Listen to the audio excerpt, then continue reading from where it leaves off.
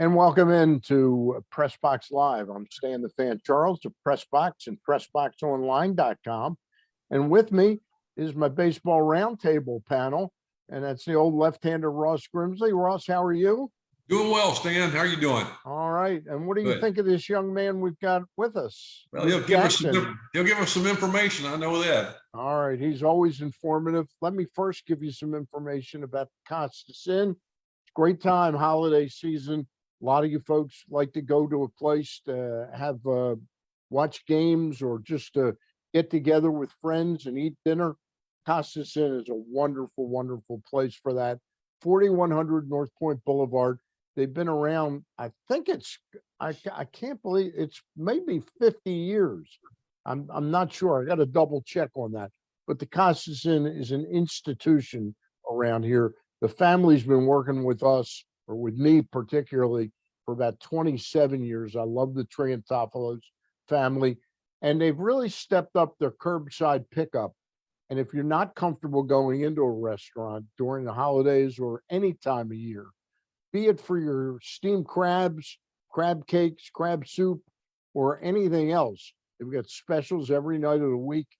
Go to CostasInn.com. Check out the food you want to order. You can order it online. You can pay for it online. And then when you pick it up, you don't even have to get out of your car. And everything is packed immaculately. We've helped put them on the map with this, how much they've stepped up their game in curbside, or as this old timers like Ross and I used to call it, takeout, simply takeout. But that's the Costas Inn. Hope you'll use them during this holiday season many, many times. All right. Speaking of many, many times, Luke and Ross got a lot of news out of the winter baseball meetings. The Orioles will take care of the Orioles in the second half, only to talk about what they might have coming. But they do have one move they've made so far of interest, and that is the pickup of right-handed pitcher Kyle Gibson on a one-year contract. Ross, and then I'll get Luke's opinion. Looks to me like this is a cheaper and probably every bit as good a version of Jordan Lyles. I bet they're getting them on a 1 year, 7.5, 1 year, $8 million deal. Yeah, he's a guy that's going to give you 170 plus innings probably. Yep. He's a strike thrower. He's not going to, and that's what the Orioles did last year, which really made a big difference. They didn't walk a lot of guys. They were more aggressive. They threw less pitches to hitters, and he fits right in there to give some innings and give that bullpen a rest. And that was second half of the season. Well, toward the end, the last couple of months, they were wore out a little bit and gave it up a little. But they had an outstanding year as well. But Gibson's a guy. He's 89. He's a 500 pitcher. Yep. He got a 450 earned run average lifetime. He was 10-8 last year. So and he's thrown, like I said, 100 plus innings, 170 plus innings. So he should be a good guy to spell the bullpen. Is he a guy, Ross, that, and I know you don't know Chris Holt that well, or the analytics people that are concocting what they do, but is he a guy they also may feel we can get him a little bit higher level performance? Well, pitching in a bigger ballpark. I mean, that's you got some people, some pitchers, and this was the thing all along, is that you want to make it inviting to get some free agent pitchers, and there's some people are starting to take notice of that. And absolutely, I think it'll improve him. Obviously, but you pitch in a bigger park, you become more aggressive. You'll go after hitters, and you get 2-0, 3-1. You're going to be in a lot of places now, they're throwing change ups and breaking balls. But in a bigger park, you can be aggressive because you don't want to walk people.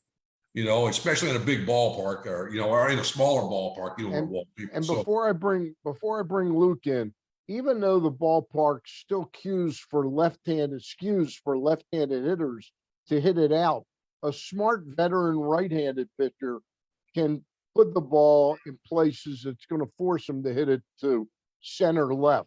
Correct. Well, it's like the old Yankee Stadium, Yep. I mean, keep the ball away from no matter who the hitters were, you kept the ball away from them and made it hit to center field, which was 400 plus feet away. So yeah, I mean, that being a right-handed pitcher with left-handed hitters, in Camden Yards, you're going to throw, keep the ball away from them as much as you can and try to make them hit the ball to center and in left field if possible. Luke, your thoughts on the signing of Kyle Gibson? Yeah, I'm going to echo exactly what you said, Stan, and exactly what you said, Ross.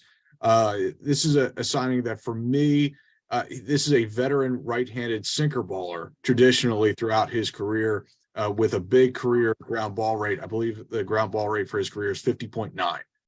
And according to Ken Rosenthal, three of the things that he was looking for that attracted him about the Orioles was the Orioles infield defense, the ballpark, and Adley Rutschman throwing Right. at. So that was the one that was interesting to hear from a 35-year-old guy, that Rutschman's got that kind of reputation.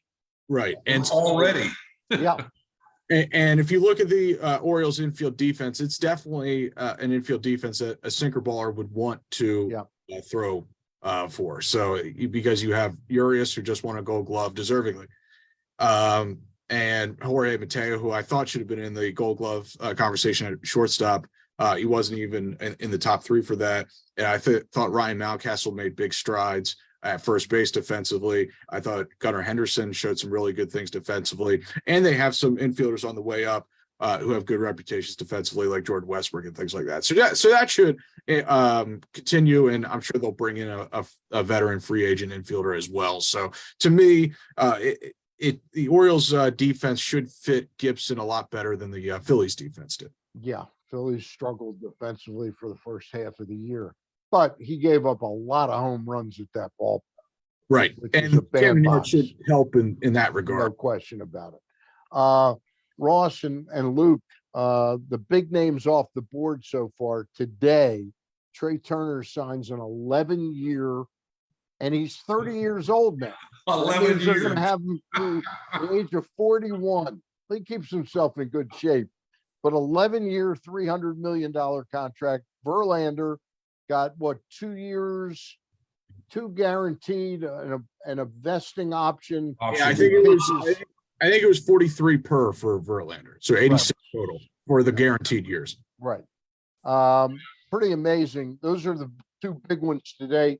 Dodgers also announced that Kershaw officially signed with them.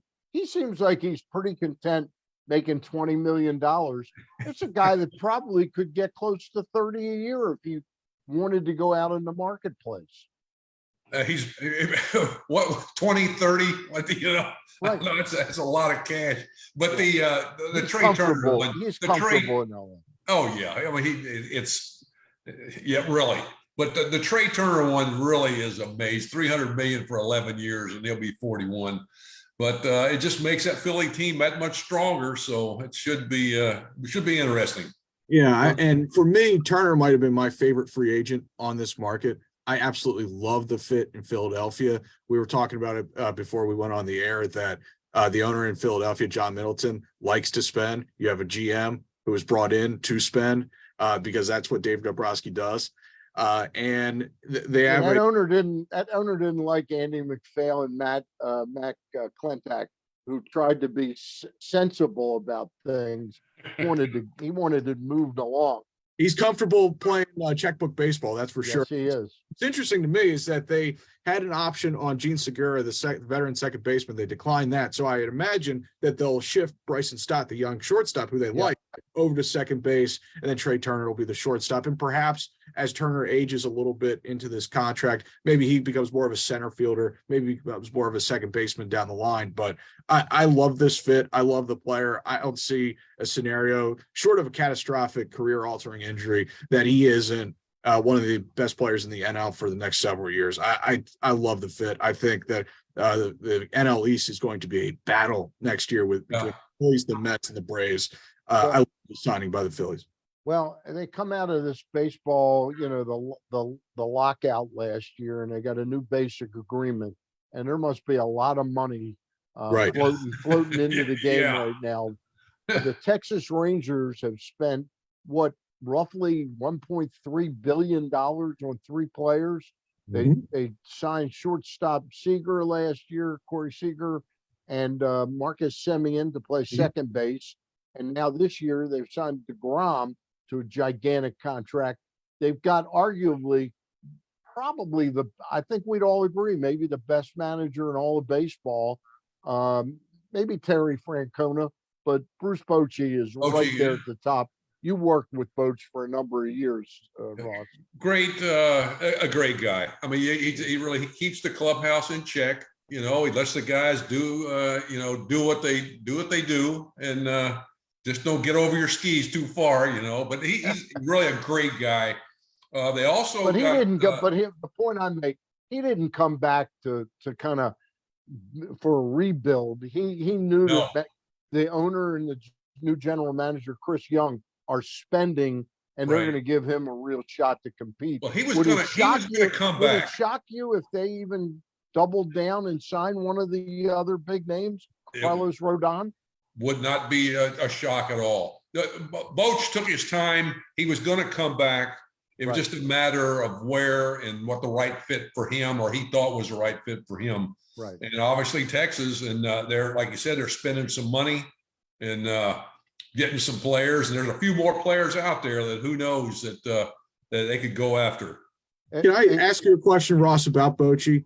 Obviously, this is going to be a spring training with a lot of high expectations with the kind of payroll that they've added the past couple of years. What kind of tone do you think he'll set in spring training, considering that for them to make the jump into the playoffs, they're going to have to make like a 20 to 25 game jump? Oh, really? What tone is he going to set in spring training? The big thing I think with Texas is, like a lot of clubs, is pitching. They got to get some pitching, and they've never, much like the Angels have never, for some reason, the pitching is just not there. And when they get some pitchers, they either get hurt or they don't produce. So Texas has been that way in the past. Hopefully DeGrom will go there, and I'm sure they're looking for more pitching, and they could very well eyeball some of the top guys that are available out there. So, but as far as Boch, like I said, Boch kind of, he lets you do what you want to do within reason, and lets the guys play. He can be tough when he needs to be, but usually everybody's relaxed. He keeps everybody happy. Everybody knows their job, what's expected of them, and that's a big thing. The worst thing is, not knowing what your job is, or when you might play and when you might not. And when you might pitch and when you might not. It was interesting for me to see that he circled back, but Mike Maddox, who used to be the pitching coach there, you probably know Mike a little bit. Your thoughts on his work as a major league pitching coach? Well, everywhere he goes, he's done a really good job, and I'm sure that they saw that in Texas, and I think he was in Texas once before, if I'm not mistaken. He was there for about 6 or 7 years. Yeah. So obviously they like what he brings to the table. Obviously Bochy does, and the pitching needs some, they need some help there pitching wise. And if anybody can get it done, he's the guy. Luke, so far, the big names today, in case folks are just tuning in, Justin Verlander signed a 3-year, essentially a 3-year, $130 million contract. Is that about it, Luke? Yeah, that's 130 right. for 3. Yeah. He's getting exactly the same money if he uses year 3. He's getting the same money that Scherzer got last year for 3 years. Turner signed $300 million in Philadelphia. Verlander signed today. Have you been surprised by any of the moves yet, Luke? Has anything shocked you so far? DeGrom getting 5 years was a little surprising to me, and it's basically a 6-year deal. He's going to be 35 pretty soon. I think he's going to pitch next year at 35. That's a pretty lengthy deal. I mean, for a guy, and I understand that when he's on the mound, he's the best pitcher in baseball. Totally understand that.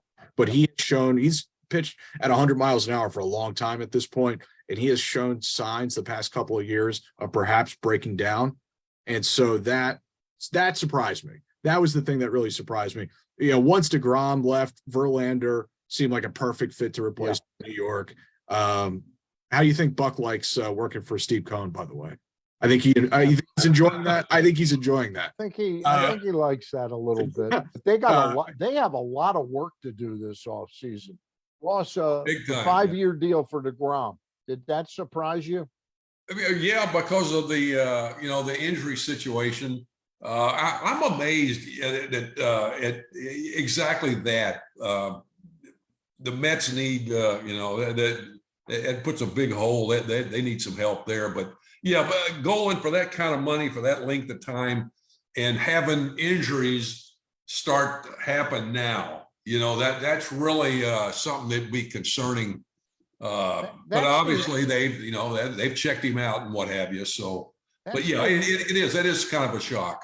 that's the amazing development to me is the age factor. Now you're not getting the 10-year contracts, although Turner got 11. That's amazing to me that they signed him for that long.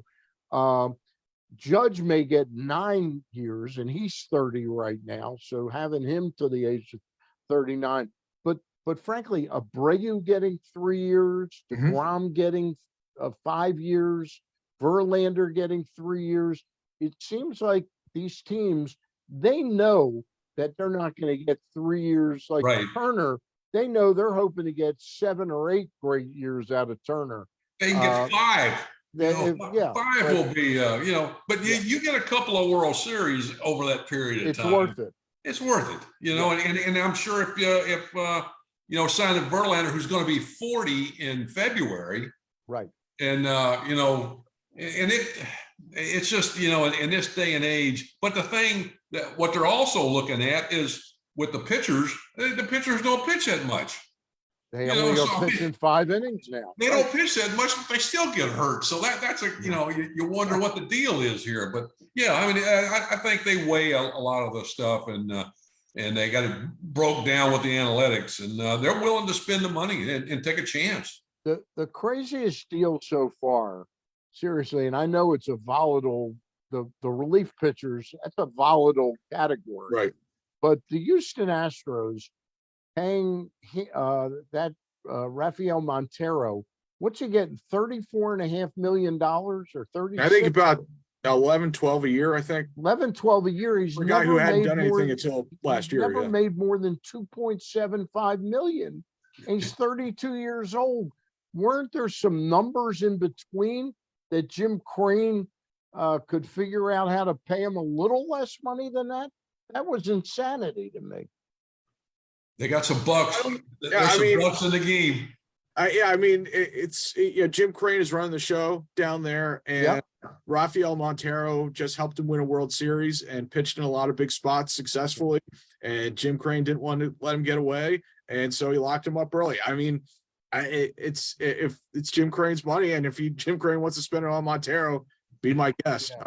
Was there probably a better way to spend? Maybe, but it's not like he's. I don't know. Is he listening to a GM down there right now? I think he's getting a little bit of advice from assistant GMs that are scared to death that he's going to fire them. So he's. I want to touch on Chris Bassett, who I think is the one really big name out there that the Orioles could be in on. But just as we're talking about it, do the Astros have enough pitching minus Verlander, or are they a team that could say, hey, we can get Chris Bassett for 4 years at $75 or $80 million, and they blow everybody else out of the market? What do you think, guys? I think that the Astros are stacked with pitching, up and down, and they somehow or another they find guys. And they've still got that rookie that barely pitched, Hunter Brown. Yeah. They got, and if they see somebody or a free agent or somebody they can trade for that will improve and give them, they'll go and do that. But they just have the magic touch, it seems like, especially with the pitching end of it. But I think their pitching is strong in their whole system, and they should be fine. What do you guys think about him as a fit for the Orioles, that they might be shopping at that level? This is a guy who turned down a 1-year, $19.65 million qualifying offer. So he's not looking for a 2-year, $38 million contract. He's looking 3 in the high 50s or 65 for 3. And now I've heard that he sort of is saying, that he really wants 4 years, you're probably talking 78 to 85 then. And I don't think that's a territory the Orioles are comfortable with.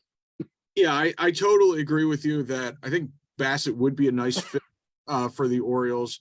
But I wonder how his market is being impacted by that qualifying offer, because a team that signs him, I believe, would have to give up a second-round pick and the pool money. It was a third-round pick. Or a third-round pick, excuse me. I thought it was a third And the round. pool money associated with the pick and international money.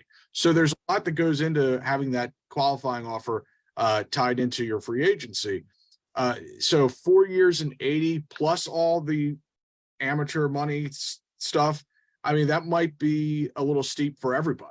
And so with the Mets still looking for free agent pitching, does he circle back to New York? Do the Mets circle back to him for like a 3-year deal, maybe with an option attached at the end of it, something Right. a little more palatable for the team? I think that might be a match. But yes, I think Where do you think he comes in, Luke, at 3 years? Is it six? Is the number 65, 66, I'm guessing that 3 times. 21 and a half? Yeah, that sounds about right. Yeah. 362-ish. What do you like, All right. Ross? What do you like about him as a pitcher? I don't really know a lot about him. I haven't seen, but as far as the Orioles spending money on somebody like that, I don't think they're at that point At that price point? right now. I mean, maybe next year, maybe depending on what happens, but they're moving in the right direction invest that kind of money now. I don't think they're ready to do that. And to your point, Ross, I think honestly the Orioles might be more comfortable going like 4 years on someone like Jameson Taillon, where they wouldn't have to give up the pick and the pool money and all that, than going down the Bassett route. Even though Bassett might cost less money, it's going to cost the draft pick and the pool money and that sort of thing. And I think that's a big deal. I think that is going to be a drag on Bassett's market. Yeah, and you got to also look at the trade market. I think the Orioles, depending on who they can move and get a pitcher, and I think that's a strong possibility, and that will that will make it where they might not go for a free agent guy. They can trade for somebody. And they do have the ammo in the farm system to pull off that kind of deal. Well, Exactly. that's why I sent both of you Dan Connolly's piece in The Athletic today. And he talks about Santander being the most attractive trade chip, but weighing how they're going to make up for the offense. You know, if you give up offense to get that pitcher that we so desperately need, where does the offense come from? So if they say they traded Mullins or Santander, how do they replace them in this lineup? And I think it's a fair question to ask. Yeah, I wouldn't trade Mullins. I'd keep him. Santander, I would move. If you could get something, depending on what you get for him. But obviously, whatever, they're going to weigh every opportunity and see what they can do. If they can't they can't trade, then they'll go for the free agent and vice versa. But it's all a matter of what they can get. Well, I go back to what I wrote about 3 weeks ago, Luke. If there would be any way to pry in, Connolly's article today seemed to say, and apparently everybody but Sandy Alcantara is available from the Marlins, the pitchers. Trevor Rogers, is that his name? Trevor Rogers? Had a really nice year last year, but Paco Lopez is available, and apparently Luzardo's available. I come at you with a dynamic duo of Grayson Rodriguez and Luzardo over the next 5 years. I think those could be two of the really dominant pitchers in the game. Yeah, so you would have to probably give up a lot in order to get the upside that Luzardo would bring to the table. You probably have to give up Santander and a prospect. Yeah, and so in removing Santander, as Connolly suggested, might be on the table. Remember, this is a team that for large stretches of last year struggled to score runs, and Santander was their best hitter from start to finish. Right. Okay, and he was the guy that pretty much the entire year hit third. And now he's not a huge on base guy, but he showed. Well, he and Mullins both were 318 last year, and the 318 was a substantial improvement for Santander Yes. at Yeah. this point in his career, you know, And so he worked hard to improve his on-base skills. no question about it. He worked hard to improve his plate discipline, to walk more. And the Orioles might view him again. I think he's only 27 years old still. The Orioles might still view him as an ascending hitter, Mm-hmm. a guy who's still getting better, and not a player that they want to sell on right now. And I think he showed strides of becoming a better hitter throughout the course of last season. And I'd be a little surprised if the Orioles were willing to move on from that at this point. He's not overly expensive in arbitration. He's probably not, he won't be overly expensive next year in arbitration. They got him for 2 more years, right? Right. I think he's a good hitter, and good hitters are hard to find in baseball right now. Where do you stand? Ross said he doesn't see us moving Mullins. Do you think that? And again, I want to throw out a lot of people, fans and media, think it's Hayes that should be moved. But Hayes, you'd be selling him at a low point, not a high point. Mullins this is probably the last time they could move him with a real value, don't you think? Well, unless he has a really good year in 2023. Right. And at that point, why would you want to move him if you're in, playoff contention? You know what I mean? Like, why would you want to move your center fielder who does a lot of things to help you win? Right. So I do agree that on the trade market, they are in a tricky spot in the sense, is it the right time to dip into your farm system to get, and really it all depends on what you're getting back. If Corbin Burns is on the table, which I don't think he is, but if he were on the table, then just about everyone in your farm system would be on the table to get him into your rotation. Right. If you're talking about a guy like Jesus Luzardo, who hasn't quite shown the brilliance over a long enough period of time. But to me, if you're baseball people like him, he's a great value. Right. And you would think that from the left side, his stuff would play really well at Camden Yards. Yeah. And my thought process is also at what he earns right now.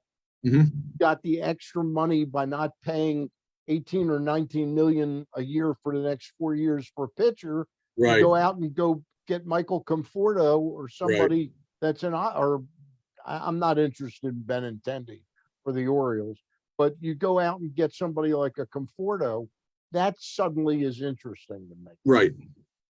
And someone like a Conforto could potentially replace the outfielder that you trade away in a Luzardo deal.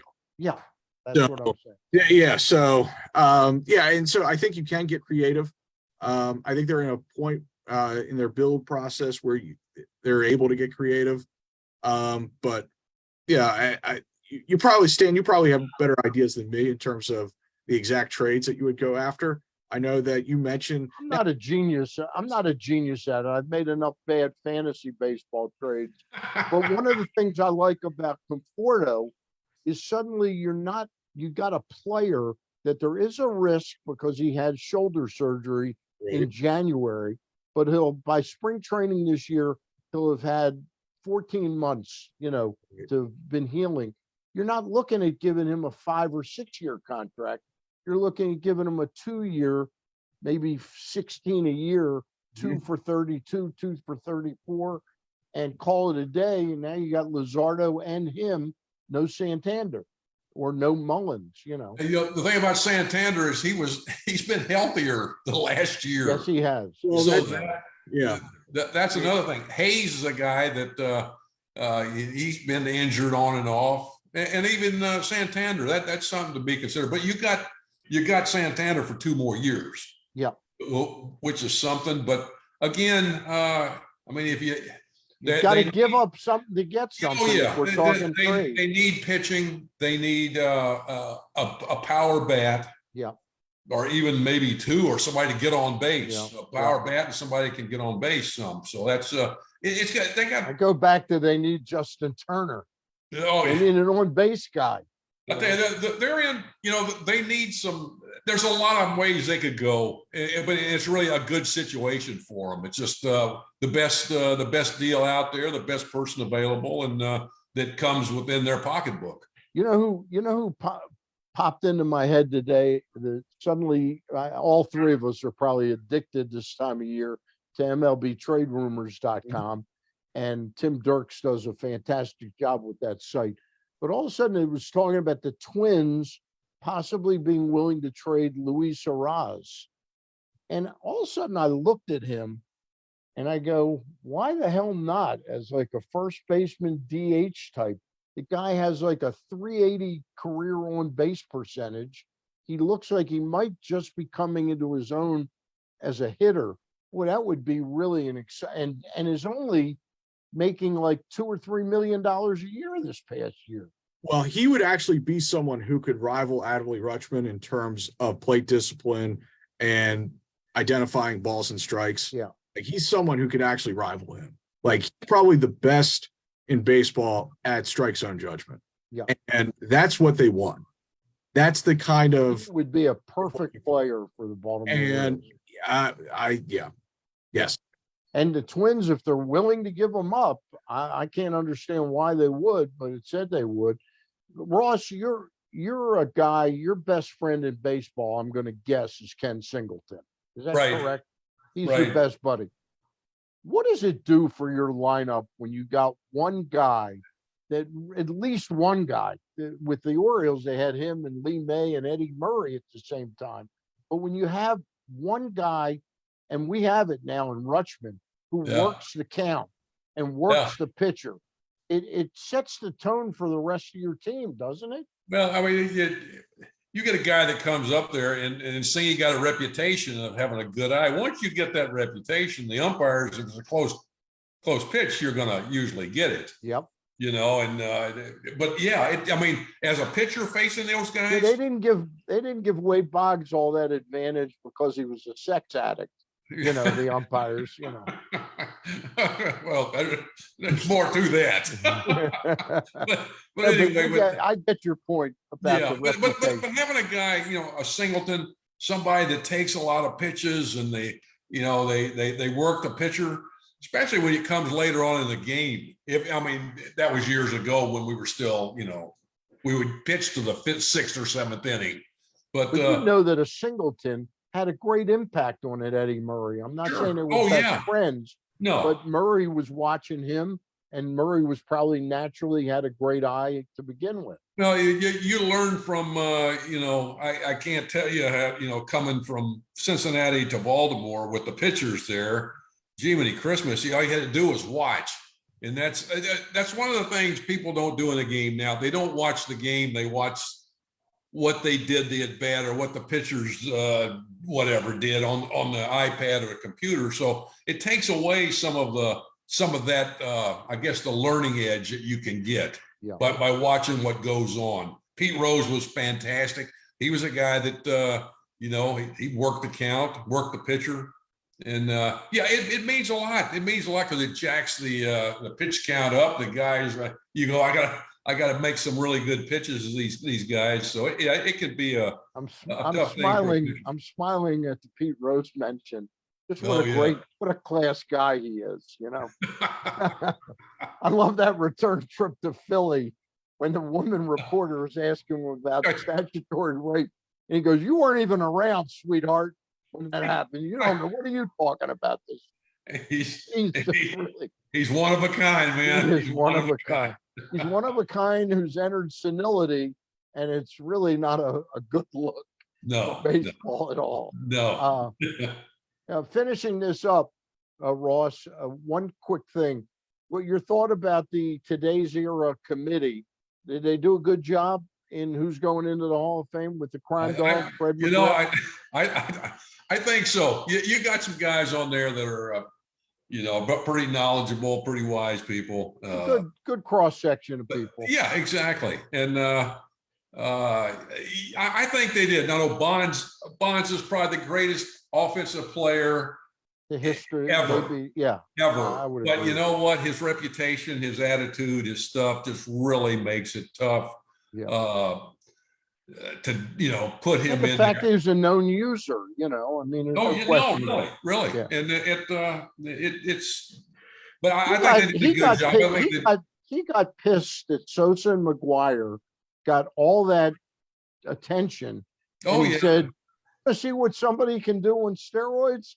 I mean, he Hey, just hey. went, and he was absolutely, the thing about Bonds that was so amazing, he'd walk over 190 It's times. unbelievable. I mean, Stan, he's the greatest player. He's a Hall of Fame player. Pete Rose, a Hall of Fame player. But you know what? They did things that's going to keep them out. Yep. And I don't even think obviously you see how the players committee, what they thought about it. So I just don't see it happening. I don't see it ever happening, which is sad, but hey, it is what it is. Did you see anybody else in that list that popped out to you that, hey, he should get in, like Don Mattingly, for example? Yeah, not really. Okay. Other than I think Bonds. I think Bonds is a guy that. Yeah. Again, I can't say enough about him. It's pretty clear now that these guys are not getting in. Right, Bonds and Clemens and Oh, yeah. Palmeiro. They're not yeah. getting. You could see it wasn't the fact that they didn't reach it had to be unanimous, or it had to be 12 votes. 12 of the 16. McGriff got 16 because he was the least polarizing guy. Right. And his numbers are right there, you know. Look at Palmeiro's numbers. Palmeiro's numbers are Hall of Fame numbers. Yeah. But he's not going to get it. He had some problems with who was on that committee voting. More than likely. I mean, very possible. But he caused some problems with Luke, that. your thoughts on the I mean, Bonds and Clemens' fates were probably sealed when the Hall of Fame took the writers' ballot from 15 years down to 10. Because when they did that, both of those guys were trending to eventually get into the Hall of Fame via the writers, probably around year 13, 14, 15. And they got up to 66%. And so they would have trended toward getting in if the 15-year limit had stuck around. It was a good cross section of people on the Veterans Committee. Excuse me, it was a voters committee, the voting.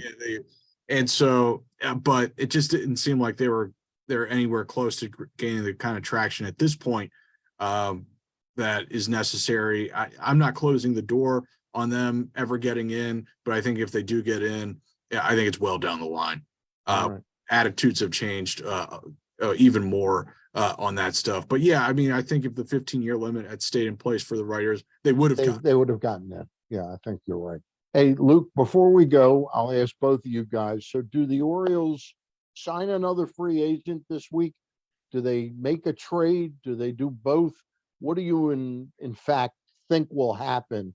And give me your timing. Do you think it could happen a week after the winter baseball meetings? Your thoughts, Luke Jackson. Yeah, so apparently the Orioles have been very active on that second tier of starting pitching.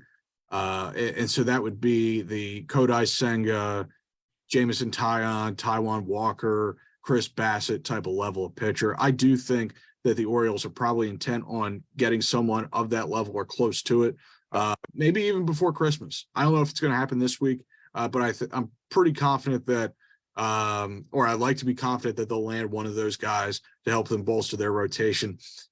There's some other stuff that they need to do, like they need probably a middle of the order bat to help them score some runs, because that was an issue for them last year as well, not just preventing them. I think a veteran infielder, someone who can protect them from certain young players not stepping up at second base, at third base, et cetera, and then a backup catcher. That was an issue for them last year, that your backup catcher is going to play probably 40 to 50 times. 40 to 50 games. And it can't be an offensive zero. You got to be able to provide something with the bat. And so I think that those areas have to be addressed at some point before spring training. Ross, do they go back to Pedro Severino for that backup catcher? I don't think unless he gets some glasses. He needs some eye work done.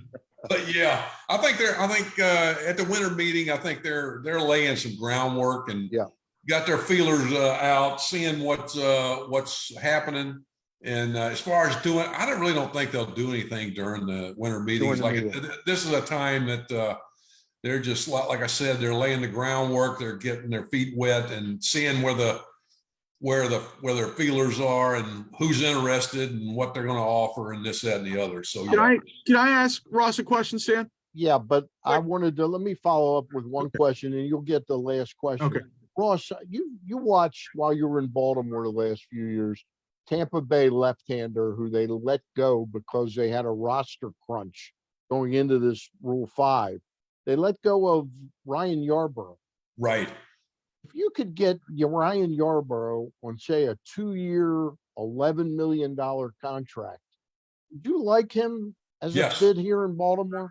I watched him pitch when he was with, being down here. Yep. At times, watching him pitch, he got a big breaking ball, and he's around the plate, got a little life on the ball. But yeah, I mean, he's left-handed. I'm not sure how old he is. I guess he's in his mid-20s. I would guess. I think he's 30. I think is he's he 30. Yeah, I think. But still, I mean, here's an older. If he's older, he's 30. But he's a guy that's got a pretty good arm, a good breaking ball. But if you can get him for a reasonable price, yeah, I think the Orioles are left-handed starters. They don't have a.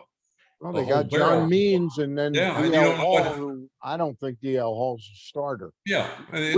Luke had a last question for you, though. Go ahead, Luke. So my buddy brought up, as part of the Kyle Gibson discussion, my buddy brought up and so the Orioles obviously already have Austin Voth. They already have Tyler Wells. They used Voth as a starter last year. They believe in Wells as a starter. Do you think it's possible that Gibson could be a part of that mix to help ease Grayson Rodriguez into his workload this coming year? So that's what everything's about, really, to see to get him. First of all, get him an opportunity to pitch, right. And who knows what's going to happen? An injury here or there, but he's going to get an opportunity. It's just a matter of when it's going to be. But you don't want to rush him up here, because I mean he had he's a guy that still learned how to pitch, right? And he only threw 75 innings last year. Yeah, and that's true. And he needs more. I think more. He's going to get his opportunity. He may get it, during the year. But Luke brings up a great point. It's not whether he's going to get the opportunity. It's not how he's going to do. We all think that's going to be on the plus side. Oh, but yeah. Is he going to make 28 starts and pitch? If he pitches 5 innings in 28 starts, that's 140 innings. That's double the workload of last year. I don't think that's going to happen. I think he's 120 inning pitcher. Probably. It all depends. I mean, coming off an injury.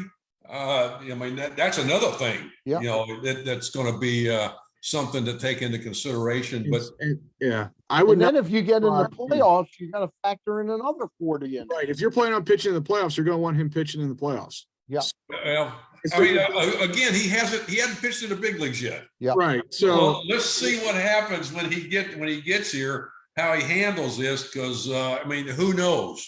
I mean, he's a high-end guy that's got a lot of people are can't wait to see him, but he hadn't pitched in the big leagues yet. Let's see him pitch first, and then we'll go from there. Hopefully, he'll get his opportunity sooner than later. So I just wouldn't be surprised if they stockpile enough arms so that they could potentially piggyback him early. Sure. To ramp him up into his workload, or maybe even a 6-man rotation early, and mostly for him, because again, he was hurt last year, only threw, what was it, Stan, 75 innings? I think he threw 75 innings, and I think the year before he only, out of design, only threw about 95 innings or something. Right. Like And that. so I think the point was that the hope was that he would throw 120, 130 this past year, and then he would be a full go this year. Right. It didn't happen that way. And so they have to readjust. I would not be surprised if they manipulate the rotation a little bit. That's a great point, Luke. Yeah. Ross, I've got one more for you too. In the old days, when you used to judge a minor league pitcher, there wasn't the brakes weren't pumped on like the guys like DL Hall and Grayson, where they're scared to death to let them pitch innings. So how do you know that they're going to be, I guess in the major leagues, you're not thinking, can they get through 7 innings? It's getting a guy out twice now is really what it's all about. Oh yeah, Really? if you get 5 innings, you're doing well. But the thing is, I know the big worry was the number of pitches in a short amount of time. Right. It wasn't the innings. Right. And whoever came up with the 100 pitch thing I have no idea who even came up with that. Yeah. But one of the things, if you have a lot of pitches by the 5th inning, and usually if you're hitting around 80, 90 pitches going into the 5th inning, that's you're going to have. We tried to stay away from 100 pitches in 5 innings. Right. And if you got that, you're done. Yeah. So and the pitchers knew that. And we told them, you got too many pitches. Cut your pitches down. Yeah. Be more aggressive, throw more strikes. You know, that's what Kramer and Bradish have to work on this year. Yeah, I mean, you be a little more aggressive, but if you only have to pitch 5 innings, you don't have to. You can be in spot here and try to pick there and put here. You're going to have a lot of pitches because you ain't going to be in the game. But you wanted guys that would have fewer pitches, that would go after hitters, and that's something that they don't do now. You know. He's Ross Grimsley, ex-Orioles left-handed pitcher, pitched for a while with the Cincinnati Reds, also before the Orioles, and also with the Expos and the Cleveland Indians before retiring. He's Ross Grimsley. Our managing editor is Luke Jackson at Press Box. Thank you always for your insights, Luke. Gary Stein and I are due to be back on Thursday night with Tom Strickler, and we'll talk a little bit. I don't have my piece of paper that I used to have here. Tom Strickler is with the, oh my goodness, I moved it around. He's with the Steve Keller scouting report on high school basketball recruiting, and he'll be our guest Thursday night, talking about not how great a job Kevin Willard's doing X's and O's wise and winning games right now at 8-0, but talking about how he's doing in recruiting, which I think is really an interesting. Thanks again to Ross Grimsley, Luke Jackson. I'm Stan the Fan Charles, and we always thank our friends out at the Costas Inn. Again, finest dining around. Go to Costas Inn, 4100 North Point Boulevard. Phone number 410-477-1975. Talk to you soon, guys. Thank you. Thanks, Stan. Bye.